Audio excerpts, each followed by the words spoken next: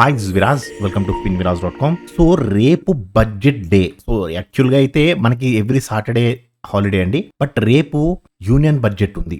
So February 1 Saturday మనకి market ఉంటుంది.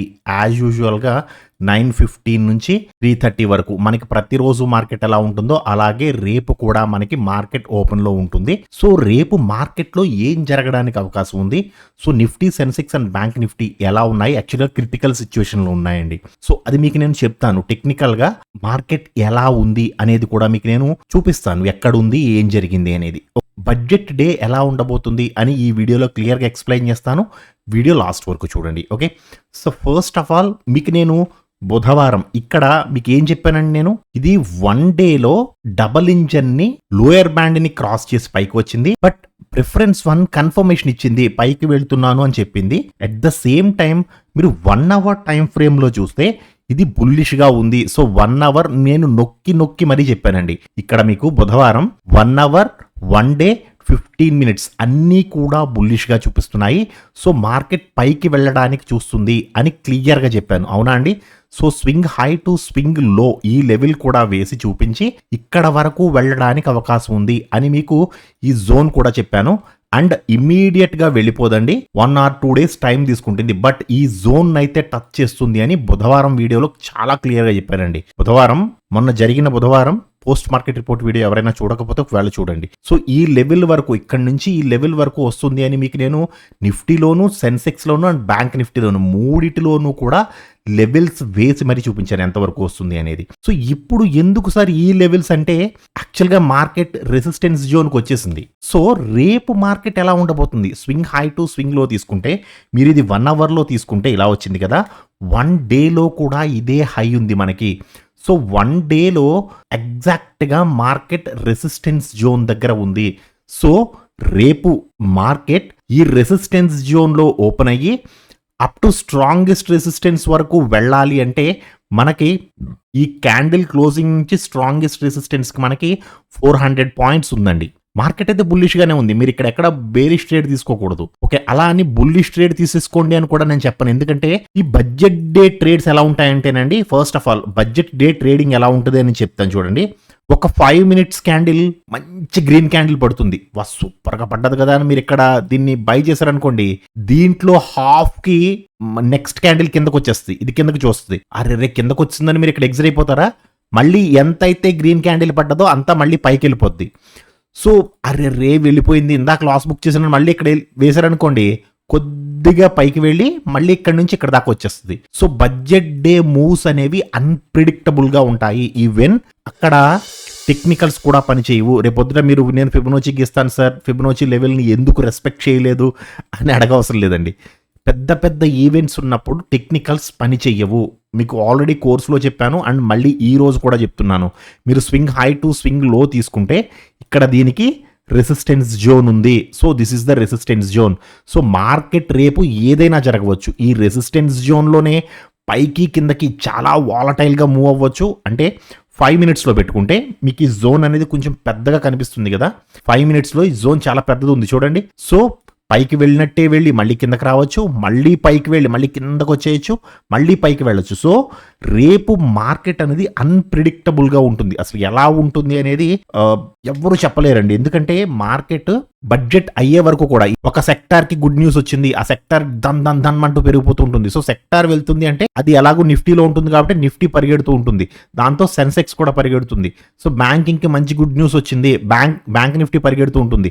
Bank నిఫ్టీలో ఉన్న హైయెస్ట్ వెయిటేజ్ అన్ని మనకి నిఫ్టీలో కూడా ఉంటాయి కాబట్టి బ్యాంక్ నిఫ్టీతో పాటు నిఫ్టీ కూడా పరిగెడుతుంది. సో రేపు మార్కెట్ ని నాకంతా తెలుసు, నాకు యాజ్ పర్ ద టెక్నికల్ ప్రకారమే వెళ్తాను నేను, మంచి గ్రీన్ క్యాండిల్ పడ్డది, ఈ గ్రీన్ క్యాండిల్ నుంచి నేను ఎంట్రీ తీసుకుంటాను, సో దీన్ని లో స్టాప్ లాస్ పెట్టుకుంటాను, 1:2 లేదా 1:1 వస్తే తీసేస్తాను అని మీరు అనుకున్నారనుకోండి, ఇది ఫస్ట్ వచ్చి స్టాప్ లాస్ కొట్టి తర్వాత టార్గెట్కి వెళ్ళడానికి అవకాశం ఉంది. లేదు ఇక్కడి నుంచి వెళ్ళి టార్గెట్ హిట్ అవ్వడానికి కూడా అవకాశం ఉంటుంది. బట్ రేపొక్క రోజుతో మార్కెట్ అయిపోదు కదా, ప్రీమియమ్స్ చాలా హైలో ఉన్నాయి, జరగకూడనిది ఏదైనా జరిగింది అంటే చాలా పెద్ద మొత్తంలో లాస్ అయిపోతారు. కాబట్టి రేపొక్క రోజు జస్ట్ క్యాండిల్ని చూస్తూ ఎంజాయ్ చేయండి. ఎలా మూవ్ అవుతుంది. నేను మార్నింగ్ మెసేజ్ పెట్టాను. కొంచెం ఈరోజు రేపు జాగ్రత్తగా ఉండండి అని. యాక్చువల్‌గా ఈరోజు నిఫ్టీ చాలా బాగా మూవ్ అయిందండి. అంటే ఈ లెవెల్‌ని 1 అవర్ జోన్ ఏదైతే ఉందో, ఈ 1 అవర్ జోన్‌ని టచ్ చేయడానికి ఈరోజు మాక్సిమం ట్రై చేసేసింది. స్వింగ్ హై టు స్వింగ్ లో ఉంది కదా!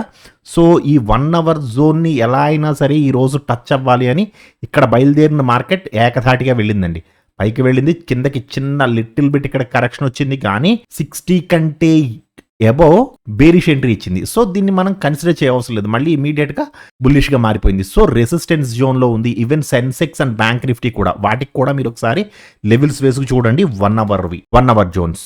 ఓకే. సో, రేపు ఏం చెయ్యాలి మార్కెట్‌లో అంటే ఎట్టి పరిస్థితుల్లోనూ రేపు మాత్రం ట్రేడ్స్ తీసుకోవద్దని చెప్తాను. ఈవెన్ నిఫ్టీ, బ్యాంక్ నిఫ్టీలో చేయొద్దు అంటే స్టాక్ ఆప్షన్స్‌లో చేయమని కాదండి. స్టాక్స్ కూడా రేపు వాలటైల్‌గానే ఉంటాయి. ఏ సెక్టర్ ఎలా మూవ్ అవుతుందనే తెలీదు. సో, రేపు ఒక్కరోజు కొంచెం సైలెంట్‌గా ఉండండి. ఎందుకంటే ప్రీమియమ్స్ కూడా చాలా హైగా ఉన్నాయి. సో, మీరు 150 రూపీస్ పెడితే వచ్చేసి ప్రీమియం ఇప్పుడు 300 రూపీస్ ఉంది. సో, మీరు 30 రూపీస్ ఇచ్చే స్టాప్ లాస్ దగ్గర 60 రూపీస్ పెట్టవలసి ఉంటుంది. సో, ఇక్కడ స్టాప్ లాస్ అనేది పెరిగిపోతుంది. సో, కొంచెం జాగ్రత్తగా ఉండండి. ఒక్కరోజు ట్రేడ్ చేయనంత మాత్రాన కొంపలేం మునిగిపోవు. రేపటి మార్కెట్‌ని ఎంజాయ్ చేయండి. సార్ పెద్ద గ్రీన్ క్యాండిల్ పడిపోయింది. విరాజ్ సార్ చెప్పారని నేను అనవసరంగా మిస్ అయ్యాను. ఇక్కడ నేను బై చేసుంటే ఇక్కడ ఒక ₹1,00,000 తీద్దును అని ఫీల్ అయిపోవసరం లేదు. రేపు కాకపోతే ఎల్లుండి 10 సంవత్సరాలు, 20 సంవత్సరాలు, 100 సంవత్సరాల తర్వాత కూడా స్టాక్ మార్కెట్ ఇక్కడే ఉంటుంది. మీకు ఎటువంటి బోలెడు మూవ్స్ దొరుకుతాయి. ఒకవేళ ఫాస్ట్‌గా మూవ్ అయిపోయి సూపర్ ఎంట్రీ ఇచ్చింది నేను మిస్ అయిపోయాను అనుకుంటే ఎవరైనా క్యాపిటల్ ఎక్కువ ఉన్న వాళ్ళైతే ఒక్క లాట్‌తో చేయండి. బట్ నేనైతే వద్దని చెప్తాను వాలటాలిటీలో. ఎందుకంటే ఎంత జాగ్రత్తగా ఉంటే అంత మంచిదండి. స్టాక్ మార్కెట్‌లో నువ్వు ఎంత సంపాదించావు అనే దానికంటే కూడా ఎంత పోగొట్టుకోకుండా ఉన్నావు అనేది కూడా ఇంపార్టెంట్. ఓకే.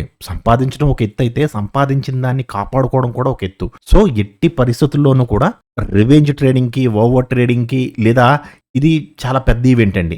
మనకి బడ్జెట్ అనేది సెంట్రల్ బడ్జెట్ అనేది చాలా చాలా పెద్ద ఈవెంట్ స్టాక్ మార్కెట్‌కి. సో, ఇటువంటి క్రిటికల్ సిట్యుయేషన్స్‌లో చాలా జాగ్రత్తగా ఉండాలి. పెద్ద పెద్ద మూవ్స్ ఉంటాయి. అండ్ ఇంకొకటి మీకు చెప్పవలసిన విషయం ఏంటంటే ప్రీమియమ్స్ చాలా హైగా ఉన్నాయి కదా! నాకు చాలా మంది అడుగుతున్నారు, సార్ ప్రీమియమ్స్ ఏంటి సార్ ఇంత హైగా ఉన్నాయి? 2 లాట్లు కొనే డబ్బులతో ఒక లాట్ కొనవలసి వస్తుంది సార్, చాలా హైగా ఉన్నాయి. యెస్, ఈవెంట్స్ ఉన్నప్పుడు ఇలా ఆటోమేటిక్‌గా ప్రీమియమ్స్ పెరిగిపోతాయి.